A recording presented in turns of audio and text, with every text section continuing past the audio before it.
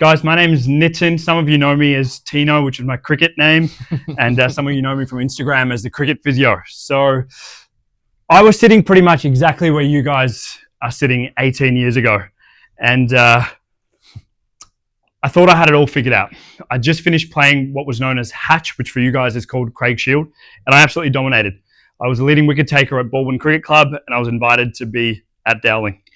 And I thought I knew absolutely everything about fast bowling. But it turned out I was doing absolutely everything wrong. I was bowling way too much. I wasn't warming up, I had no recovery, and most of all, I had no calendar and no plan. Go for it. And then I had something else that was brewing in the background. I had a stress fracture in my back, and I didn't even know it. So unfortunately for me, go for it, next slide. I missed all of Dowling. My back got sorer and sorer and sorer, and I couldn't take part in even a single game. And as you guys know, being in this situation, I would have been absolutely devastated.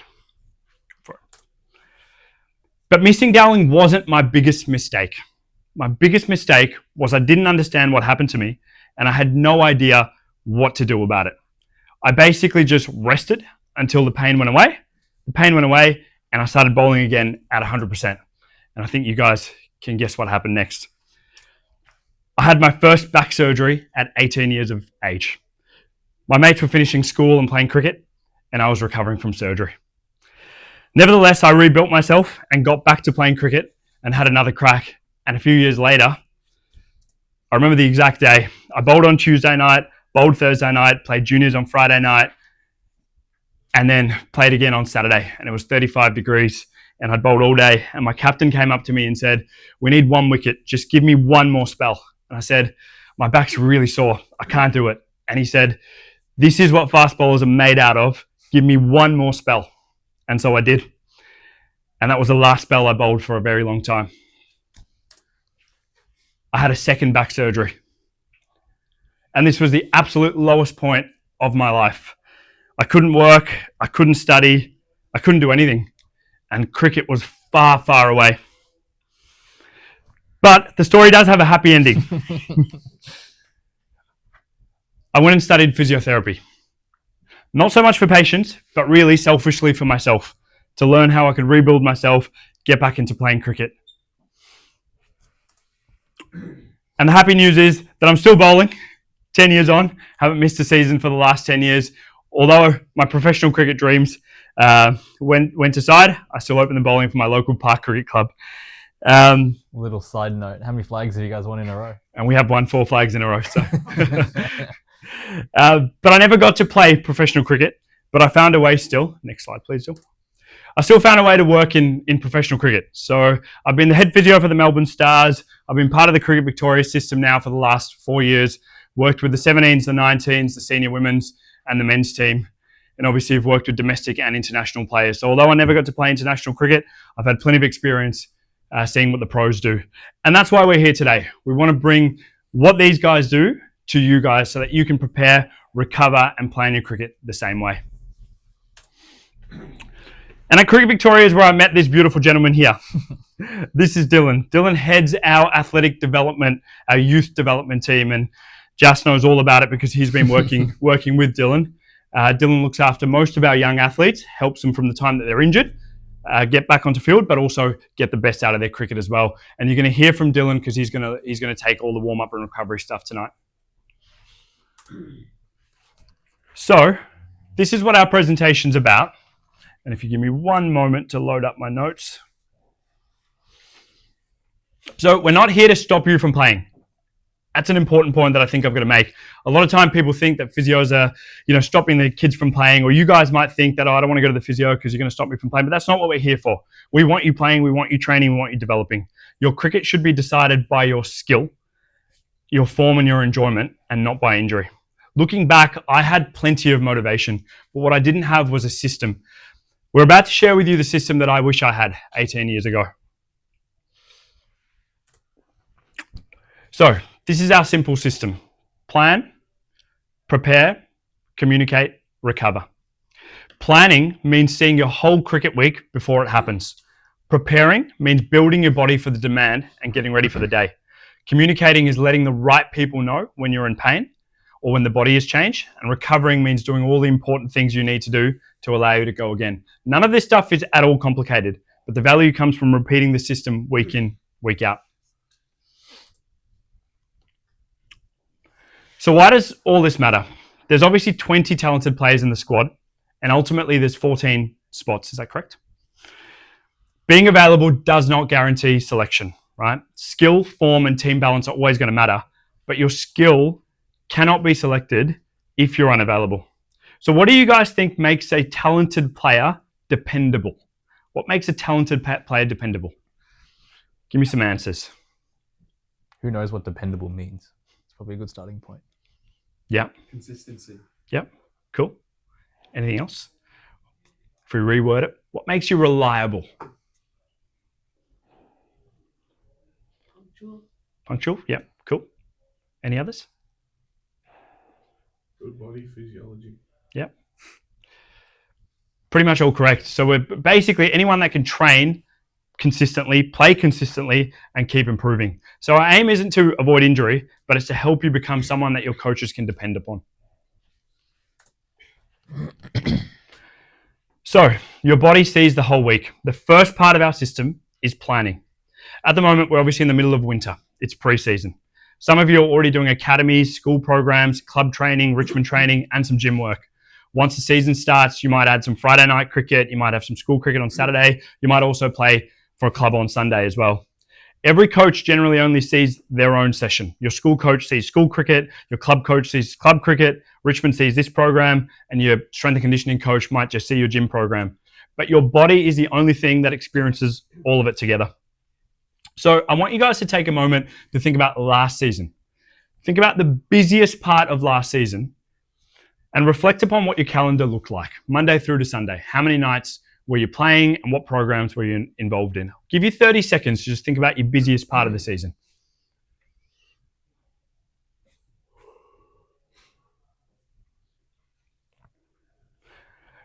Can anyone share what their season looked like, what their week looked like last season? Roeville boys, you guys got heaps of cricket on. What's it look like? What would you have on Monday nights in your busiest part of the season?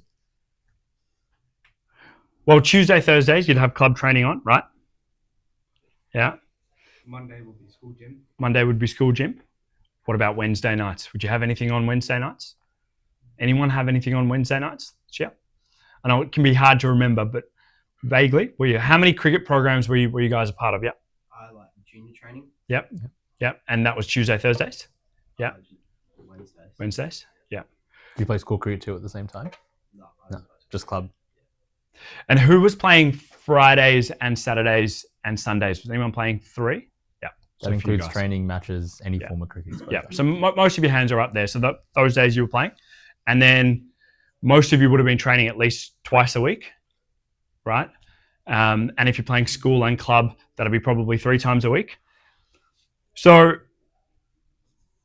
the body, as we said, experiences all together. Now, the most important thing is to look at where the hard days sit. So this is an example where we've mapped out some training sessions and we've mapped out what things are moderate, what things are hard, and what things we consider easy. So planning does not mean that we're telling you to cancel cricket.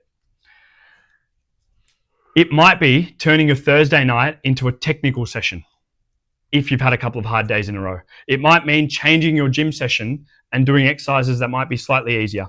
It might mean removing unnecessary volume if you've had a couple of back-to-back days together. The whole point is to see a clash before your body forces you to react to it. Go for it, Dil. So for fast bowlers, the plan needs to be more specific because fast bowlers need a runway. You can't go from doing little bowling to then suddenly bowling full pace off your full run. There are 3 main dials in any kind of strength and conditioning that we can tweak. Does anyone know what they are? The first one is up there, frequency. The second and third one aren't balls and demands, so don't just say that. What other things can we adjust? Does anyone know from PE or? And the answer's kind of up there, but sort of a clue. How much and how hard? Effort. Yep. So we call effort intensity. Mhm. So we've got frequency, intensity, and what's the third one? So number 2, how much in each session? We call that volume, right? So we've got frequency, intensity, and volume. They're the 3 things that we can adjust in any type of exercise to make things harder or easier. What's the difference between frequency and volume? So frequency is how often you're bowling, and volume is how many balls you're bowling within the session. Yeah. Most players, especially when you're in a program like this and you're looking to impress, we kind of up all 3 at once, don't we? We bowl more, we try and bowl faster, and we try and bowl lots to impress coaches, right? And that's one of the riskiest things that you can do. So we're also here to tell you that when you're adjusting one of these dials, try not to adjust the other 2 as well. We're definitely not saying don't adjust them. If you need to bowl fast and you need to show that what you can do, or if you're a batter, you need to do a hard fielding session or a hard batting, do it. But then look back upon your week and see, well, where else can I adjust to bring down the intensity in my next session? Can I just tweak one of my variables? What am I going to work on tonight? Go for it. Here's an example of what a proper bowling runway might look like. But please don't copy this program. Just look at the shape of it. The bowler began with 2 sessions. Tuesday night, 24 balls. Saturday night, 24 balls. Off a half run up, bowling at 60 to 70% intensity. Then they went up to bowling 3 nights, but we did 18 balls, 24 balls. That's a total of 60 balls, and they went to sort of 75% run up. As you can see that across the 6 weeks, there's been a steady increase. Has anyone got sort of the fast bowlers specifically, has anyone got sort of a bowling runway or a bowling reload at all?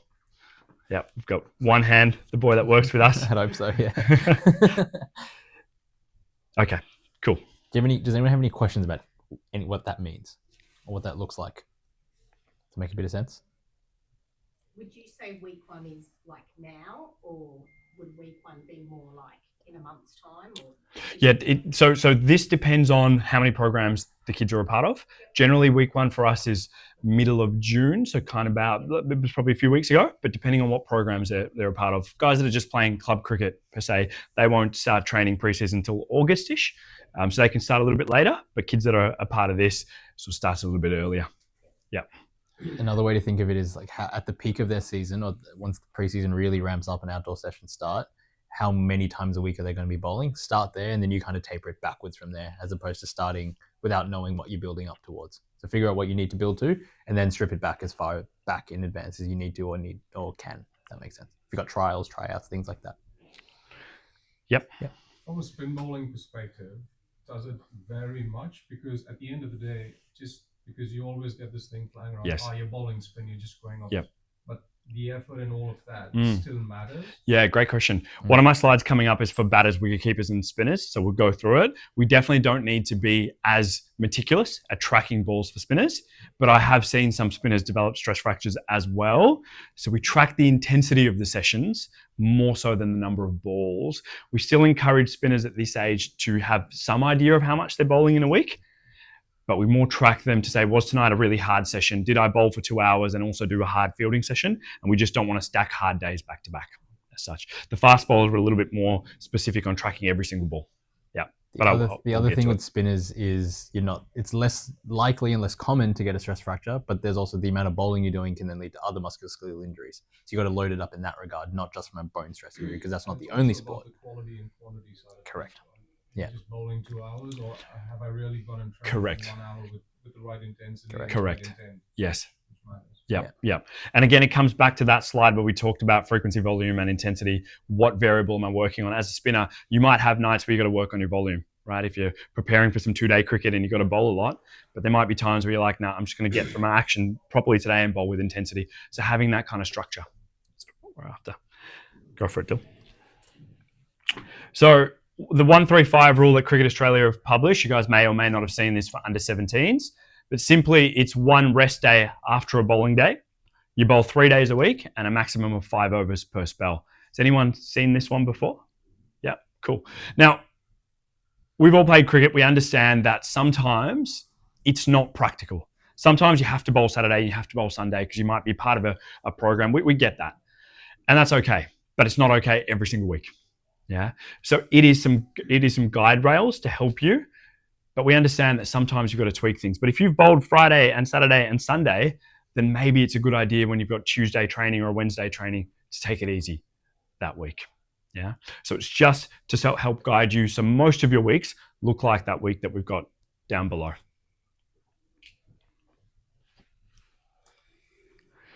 So for batters and spinners, this idea still applies to you, we just track it differently. So batters, you don't need to count every single ball that you face, right? That would be silly. But instead, we want to know the purpose and intensity of the session before you begin. Is it just a short technical hit? Is it a normal net session, or is it a longer game-like session with lots of running and lots of fielding? Spinners use the same easy, moderate, hard system while keeping a rough idea of the number of balls and overs they bowl. Wicket keepers think similar as well. A short technical session as a keeper is very different from lots of lateral movement, lots of throwing, lots of hard fielding. Easy sessions are useful, hard sessions are useful, but the problem is if we stack hard session after hard session after hard session. So I know it's really, the most common question I get from parents is, how much can my kid bowl this week? I get a lot of emails during the week. Oh, you know, they bowled so much. How much should they bowl this week? So I built an app for it to make it really, really easy for you guys. Yep, go for it. Do boys have phones on you or not? Yeah, if you have your phone, just scan the QR code. You can go get it if you need to, guys. Go and get it, because I really want, especially the fast bowlers, but also I've changed the algorithm for spinners as well, so it's worth you doing it as well. Parents, oh yeah, scan it too. The main point here is getting into the habit of tracking and making it easy for you as you can. So your parents should not be the one that are tracking your balls. Your boys are old enough to do that. All right. So Dylan, who I mentioned before, leads our screening, strength and youth development program. So he's going to take over now to talk about preparation and recovery. Really two main parts. It's what you do in the months leading up to the season, but then also what you're doing when you get to the ground or when you get to training. So they're the two really important parts. Most people focus on the second thing, which is I get to training, I'll warm up, I'll swing the legs over, then I'll roll the arm over, I'll get into the net.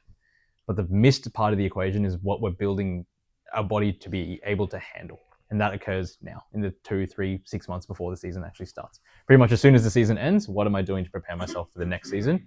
Because the more exposure that we have in our bodies before the season starts, the more robust we'll be throughout the season.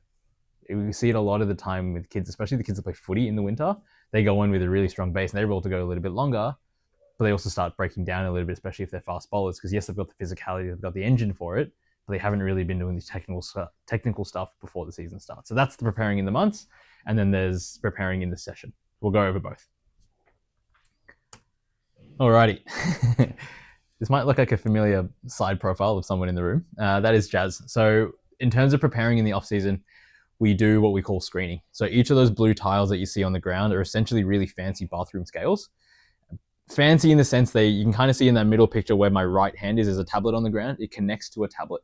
And what that tablet does is it detects the difference in pressure between your left foot and your right foot. A lot of the time I get the question of why do I need to look at the difference between my left foot and my right foot? Everything that we do in sport is pretty much a single-legged activity. When we run, when we jump, when we land, we're always doing things with one foot. We're very rarely doing things off of both feet equally. So if we are always doing more off of one side versus the other, we're asking for the weaker leg to, not be exposed to as much strength and as much power. We're asking for one leg to do a lot more. So our goal is to figure out what is your role in the team. Are you a batter? Are you a bowler? How much of a difference side by side are we happy with? And if so, what are we trying to work on? What are we not trying to work on? So we go through different things, whether that be jumping, landing, upper body strength, rotational power, all those kinds of things, which build together to build you as an athlete. This is the stuff that occurs before the season because it takes time to drive that adaptation. What I mean by adaptation is your ability to actually do the thing. In the same way, if I bowled pace growing up, if I was to go bowl spin, I wouldn't be able to do it. It'd take me 6 months to actually learn how to bowl some form of an offie, let alone how long it'd take me to bowl a leg. So that's what the screening part of it is. So just on that, this is how we kind of build the body prior to getting to the ground, and now Dylan will take you through. Getting at the there we go. At the ground itself, we understand that every individual player has their own warm-up routine. No one warm-up routine should be the same for everyone in the team. because no one has the same role in the team. There are batters, there are bowlers, there are keepers, there are people that are opening the bowling, there are people that are opening the batting. So if the opening batters are going and doing all their warm up, you might bat 5 and not you might not have to bat until 2 hours after that. 30 overs after that. So what's the point of warming up now? We got to think about what is my role. And the same thing, if you bowl spin, you might not bowl until your second change. Having a really important individual warm up isn't necessarily something that everyone needs to do, but when you do, it really matters. Because if I warm up before I get to the ground, I then drive, get out, talk to my friends, then do the team warm up, then inspect the pitch, then talk to the umpires maybe. Probably shouldn't, but we all probably do, especially if it's someone's dad. Then we've cooled down again. So the timing is really important. So that's where the 5 to 8 minutes of owning your warm up is really important. So starting back at number 1, arriving at the ground, that's when you can do all the stuff that is fun. You take your shoes off, you walk along the ground, you inspect the deck. Someone knocks on it, pretends like they know what's going on with the deck. They think, oh, it's a bit more grass than whatever. That's the fun stuff. That's the social aspect. Checking the weather, you're figuring out what your role is, getting your gear ready, making sure that you've brought everything with you. You've got your snack, you've got your water, you've got all that kind of stuff. We then lead into the individual warm-up part. That occurs before your team warm-up, because if you do it after, most of the time the team warm-up happens way too close to the start of play, so you won't never have time to do your own warm-up. Do it in that gap between while other people are still rocking up, or the cones are going out, or the stumps are getting put in. Do it then. 5 to 8 minutes is all it needs, and that's where, when we do our screening, the things that happen in the 3 to 6 months before it, we're now figuring out, okay, you got really tight hips, let's work on your hips, or you got really sore shoulder, let's walk on your shoulder, or you're coming back from a stressy, let's warm up the muscles that support your back, your hips, your glutes, your hamstrings. I'm missing a muscle, quads and calves, also your abdominal.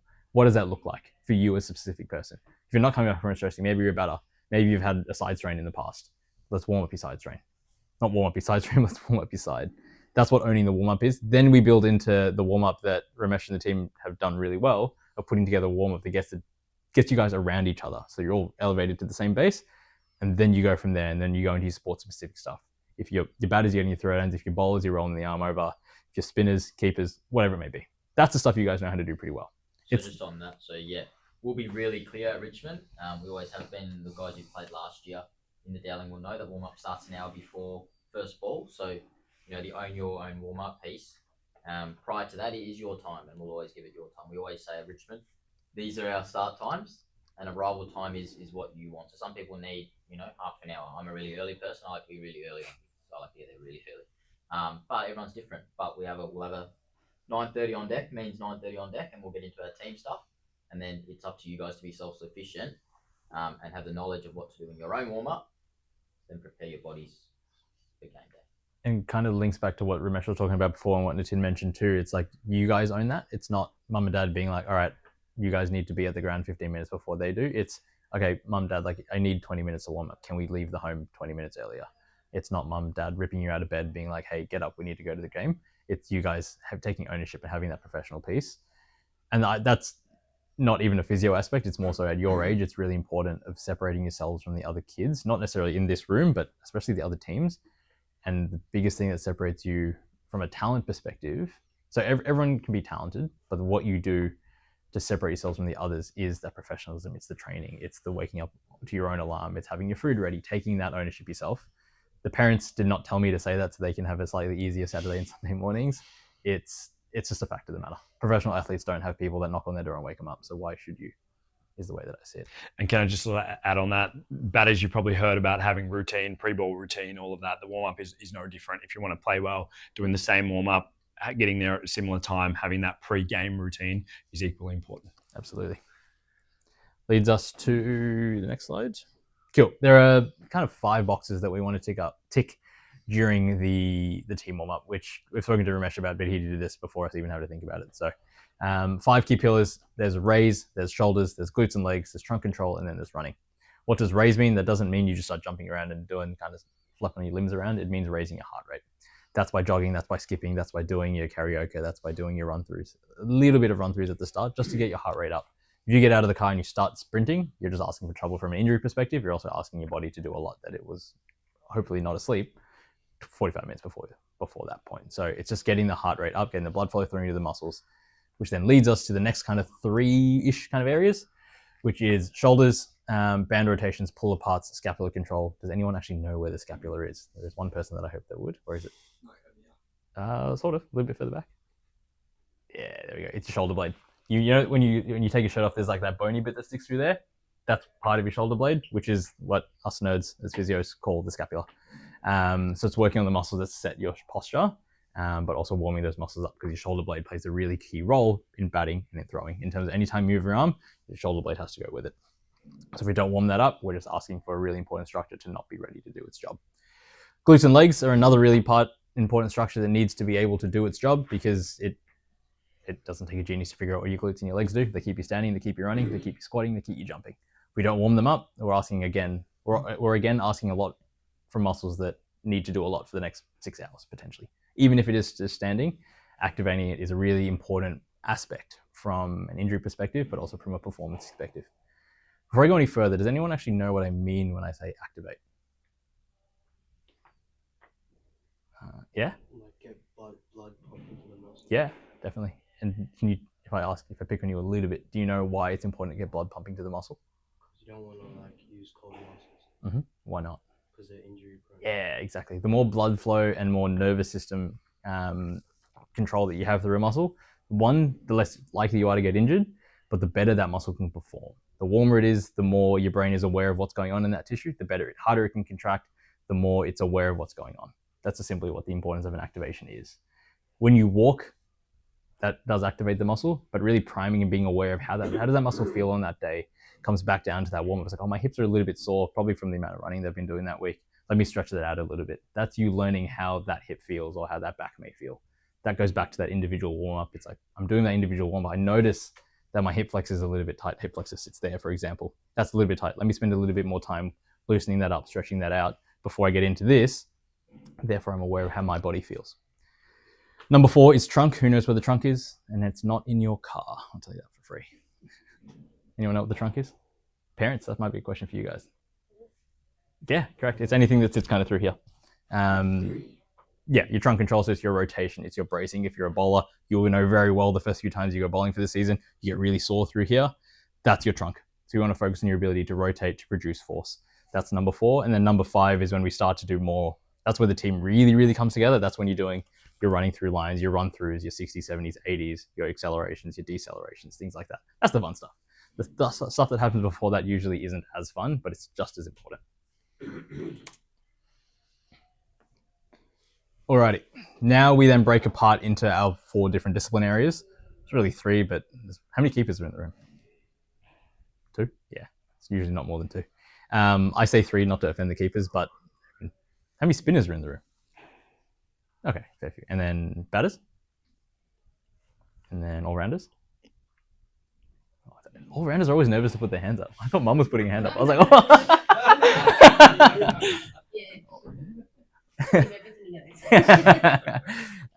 Yeah, all-rounders are always nervous to put their hands up. But own it if you're an all-rounder. And then pace bowls. How many pace bowls do we have? Higher, higher, higher. There we go. Good stuff. Jazz, don't go too high. You might hit the roof. The 4 discipline areas. Fast bowlers, that's when you start to do, it's a little bit technical, but 2 to 3 run-throughs over your approach. Your approach is just kind of the last kind of 25-30% of your run-up as you go through to the crease. So you're not running off of a full run, not to start with initially. It's that approach to the crease is what we're focusing on. How do you feel landing and absorbing, snapping over that front leg?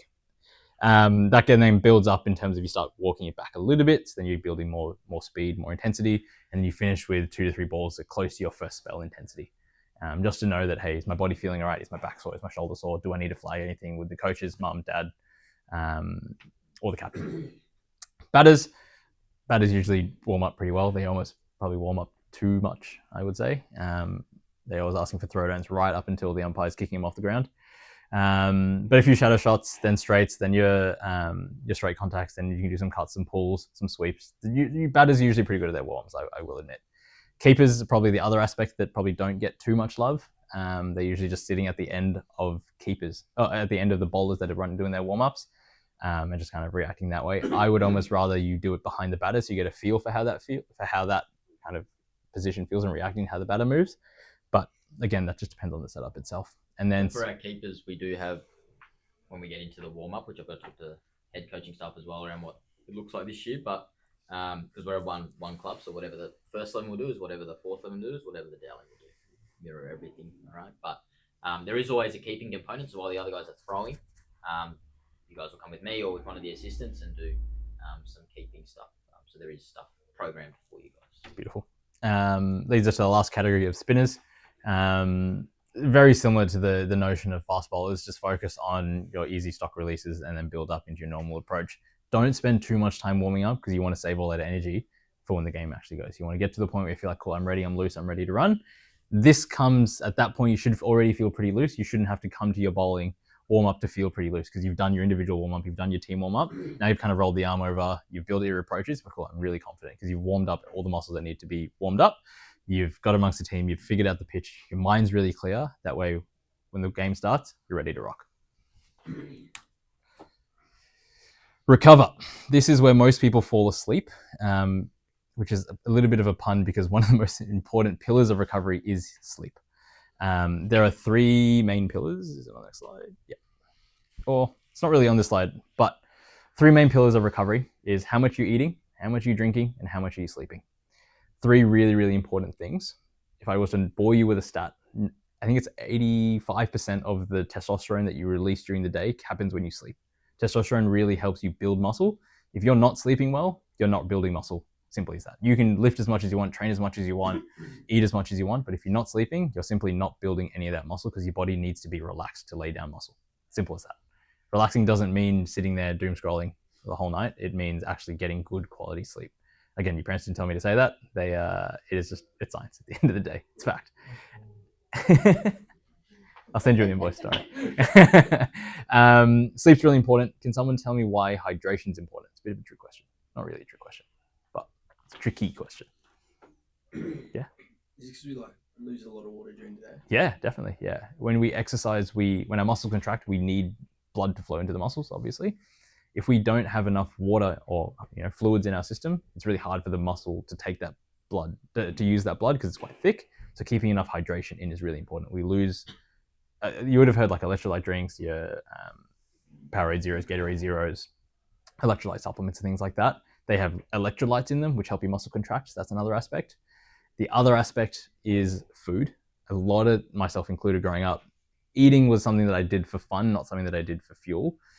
It gets really tricky and I'm always really nervous to talk to kids your age about it because I don't want you guys to think about food as fuel because food is such a beautiful human experience. Like sharing food with family is really important, but there needs to be an element of strategy that goes down into what you're eating, both in and around your training sessions, but also in and around your game sessions.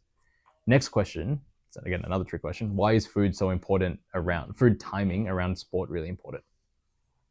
There's one person that should know the answer, but someone that isn't that person. That isn't, yeah, okay, that is that person. Why is it important for muscle recovery? What does it do? Make you sore the next day.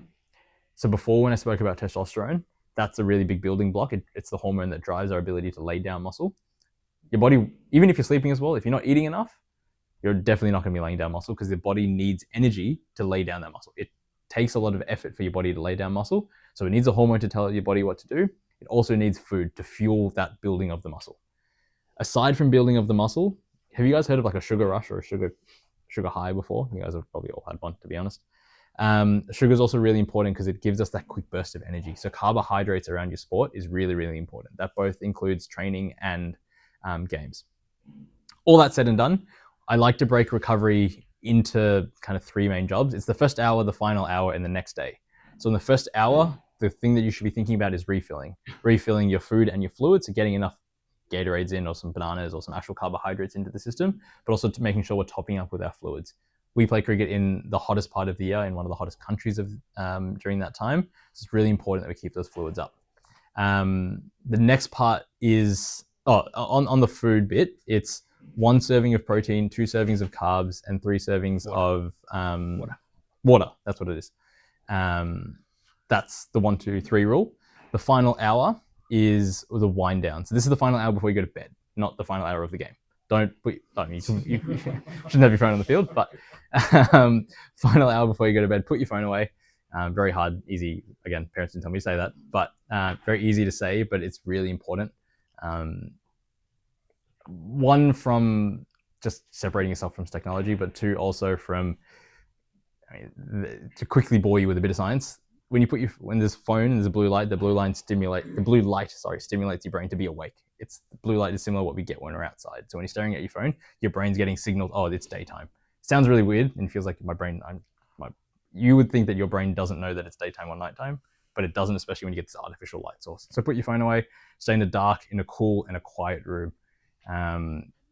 That's all pretty self-explanatory. And then the next day, so this is Monday morning, Sunday morning, depending when your game is or when your training is, get a good breakfast in. Don't just roll out of bed and go straight to training or straight to school. It's really hard. One, you're growing, but two, you're also playing a lot of sport. If you're missing a meal during the day, it's really hard to get enough food in during the day. A lot of the time, you guys would get home from school and just feel like you delete everything from the cupboard.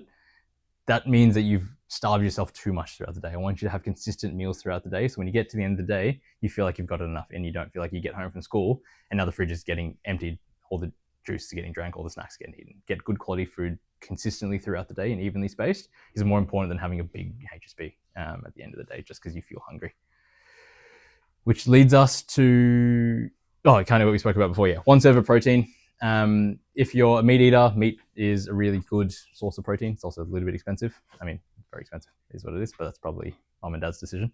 Other forms of protein that aren't necessarily meat is there's milk, there's yogurts, there's eggs, and then lean meat is on there.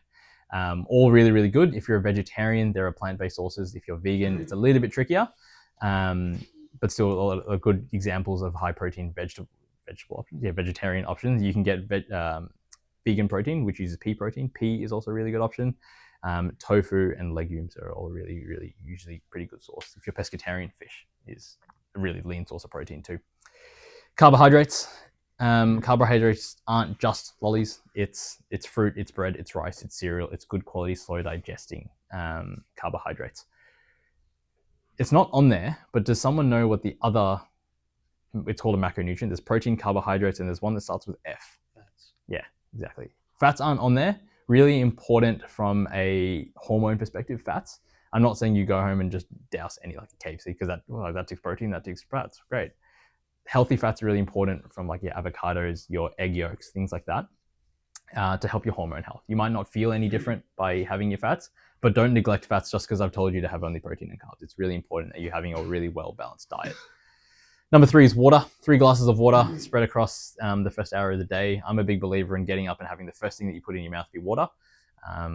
Maybe not at your age, but a lot of adults, we kind of wake up a half zombie. We just nail a coffee first thing in the morning just to get us out of bed or get us out the door. But getting water in is really good from a hormone perspective.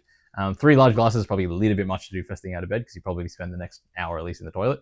So just try to get 3 glasses in as quickly as you can, as comfortably as you can. Because if you nail 3 glasses of water, you're going to feel disgusting. And then the last one is number 4 is eat the next meal, keep drinking, and log the load and the symptoms, which is kind of what we spoke about before, is plan your day, plan your week. Because if without a plan, you're planning to fail. It's a cringe saying, but it's true. So this is the first hour after you finished essentially play. We're talking about that initial window when you finish play to get those carbs and protein in. Yeah. This computer's going a little bit funny. Yeah. And then going back to what we spoke about before with the sleep stuff, put your phone away.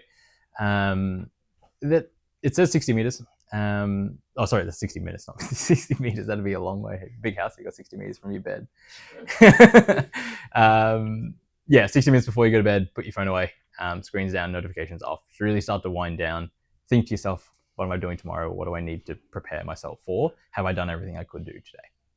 Finish early. No caffeine after school. When I was growing up, caffeine was like a big no-no as a kid, but now I feel like it's more common. Caffeine can be a really important performance aid, but it can also really be a performance detriment if you're having it too close to before bed. So I'd say from midday onwards, try to avoid any caffeine. If you're young, you should have a decent amount of energy. If you feel like you need coffee to get through your day, it's probably usually a fueling issue. You're probably not eating enough food. So think about that before you're just leaning on those aids of coffee. Next one is mind, which is clear it, kind of what we spoke about. Write down tomorrow's list. Think about, am I preparing myself? Do I have my uniform laid out? Do I have my kit bag packed? Is my lunch ready? All those kinds of things. Because then when you get up, you can just kind of sink into your habits. Set it, which is the room. Keep it dark, keep it cool, keep it quiet. Have comfortable bedding. Bit of a silly one, but I put it on there anyway because some people think that there's not something they can change. But talk to mum and dad, switch out your blankets, switch out your sheets. Wash your sheets is probably a big one. Probably don't wash your sheets enough. And then protect it. it's really easy when you're playing games or you have a party or you have your parents have people over or your friends over to feel like your sleep becomes a detriment or it kind of gets in the way. Prioritize it. It's really important if you want to keep your sport serious. I'm not saying don't have fun, but think about it, especially if it's the day before a game or you have a semi-final or you have a big tryout or something. Get your sleep in the day before, at least, especially in the days leading up to that.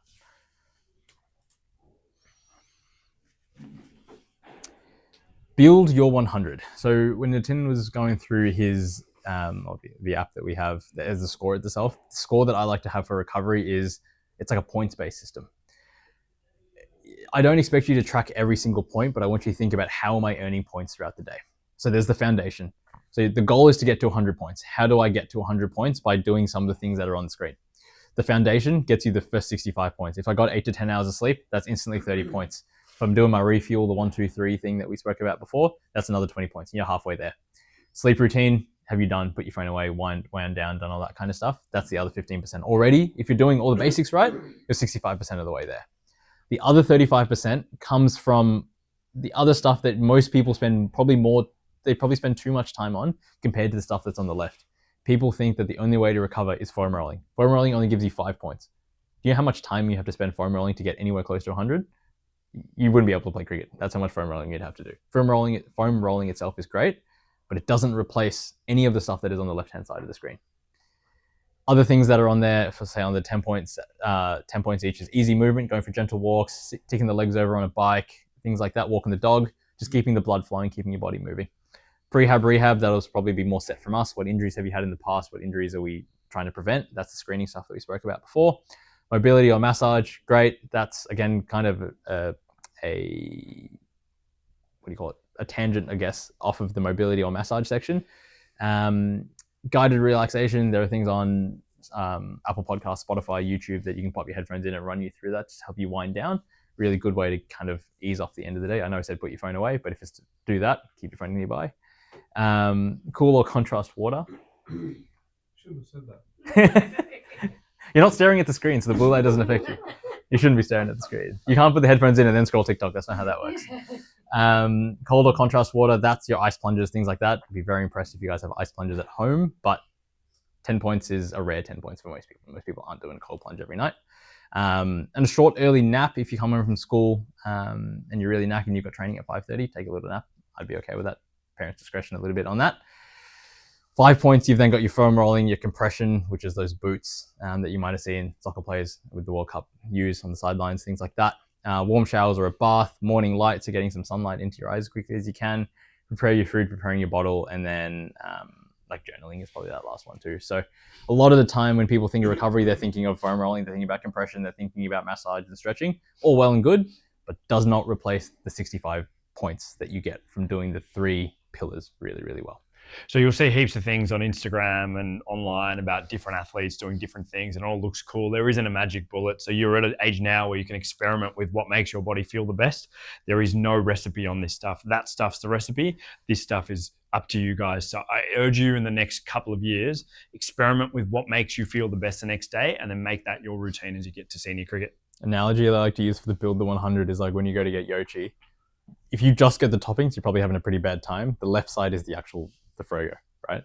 If you just do the toppings, you're not going to have as great of a time. If you make sure you get the yogurt, put the toppings on, happy days. If you just get the toppings, not so happy day. If you just get the yogurt, do bad. That's me done. Back to the big man himself. Nice work, you guys are doing really well. This is our last section, which is arguably the most important section. I feel like we've said that about every section. It's all important. All right, so there are 4 pieces of information that should be visible to everyone, really. Number 1 is plan. So what have you planned? How many sessions, how many balls, what's the intensity?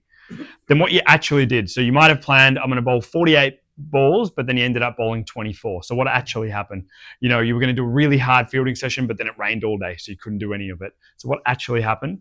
Your body, what does your body tell you? Any new soreness, any unusual fatigue? You're getting up feeling tired? And what's going on for the next 48 hours? What have you got coming up? What's happening at school? And what matches have you got going up? They're the 4 pieces of information that everyone needs to see, coaches, players, and parents. So everyone's got a role in communication, but it isn't the same role. Parents often have the clearest view of the calendar. Players, you obviously are the ones that are logging in your loads, and you also know when something hurts. The coach needs enough context to be able to make a sensible decision for the player.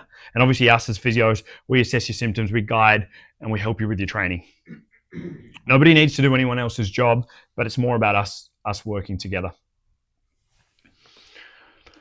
So we have a traffic light system, which I know is pretty popular at Richmond.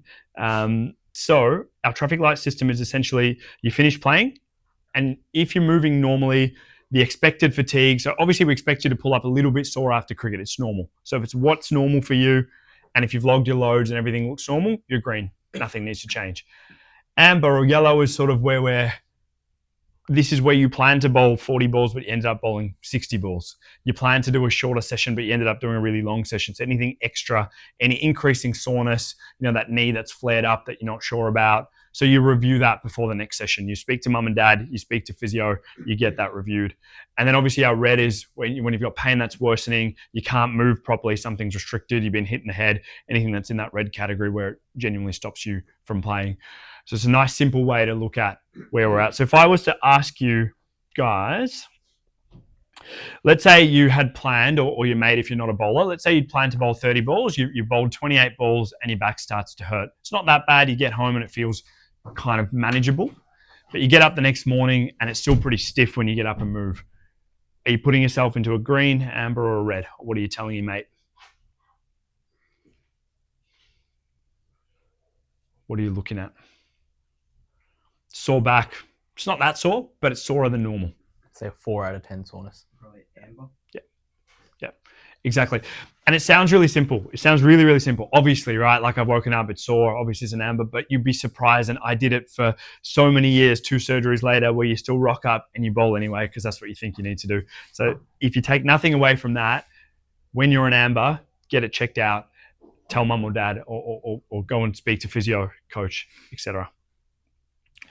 One other thing on that with the communication around coach, it seems really hard at your age, but it's not that hard to be like, hey coach, I was supposed to bowl 24 balls, but I got a bit carried away and bowled 48 balls on Monday. I'm still really keen to come tonight and I'm still really keen to participate. Is there something that I can do that doesn't involve me bowling? Or, hey coach, my back's a little bit sore and I'm sure it's going to be absolutely fine. My physio's checked it out and he says it's going to be okay, but I need a week off. Is there anything else I could do at training tonight that could help someone else? Yeah, that type of scripting. If a player was to call you and say that, would that take away from their chances of selection in your mind at all? 100% not. We communicate. I'm going to talk after the presentation around communication. All right, we've come into you guys over the phone calls, haven't we, about you guys communicating and taking responsibility? Yeah, 100%. We always find a way to find a way to train with our culture at Richmond, which I'll get to briefly after. Is this club has been built off make yourself better and make someone else better. That's all we've ever stood for. So. And on a final note, Dill, how can we help? So it would be crazy if you guys don't take up this offer, but we're offering a free screening to every single one of you in the room, which we obviously charge a lot of money for. Access to our app that you guys have the QR code. There's my email there, and we'll send you around these slides later. So if something's pulled up sore, you can email me directly and we'll help you along that. And then you'll see us again on the 8th of August where we'll run more of an actual practical workshops, all that warm up and recovery stuff that Dylan spoke to you about. We'll take you through how to do all of that stuff so you're all prepared. That's how we're happy out. We've been through our injuries and obviously you've heard my story and Dylan's story. So our priority is to help you guys have the best season you possibly can. So feel free to reach out to us if we can be of any assistance we can. There's also no silly questions or thoughts. Let us be the ones that decide if it's a silly question or not. If it is a silly question, we'll let you know. But for the most part, there aren't any silly questions. Don't let your own discretion stop you from asking a question. Yeah?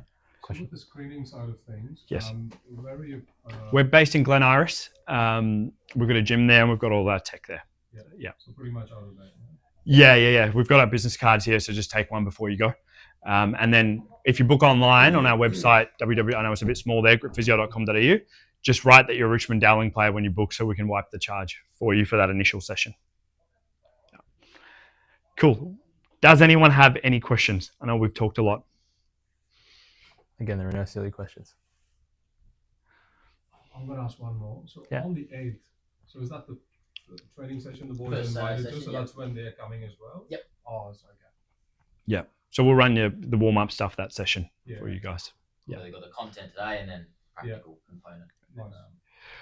There's a lot of information there to take in. I get it. It's almost 9 o'clock. So we'll send you through a bit of a summary. But if there's one last message from me, it's see the whole week, prepare your body for the demand, speak up when something changes, and earn your big recovery points first. Well done, guys. Thank you for having us. Thank you.